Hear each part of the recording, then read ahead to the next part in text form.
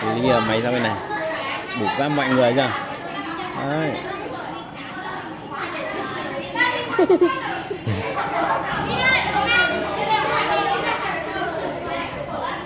Có Em đi rồi.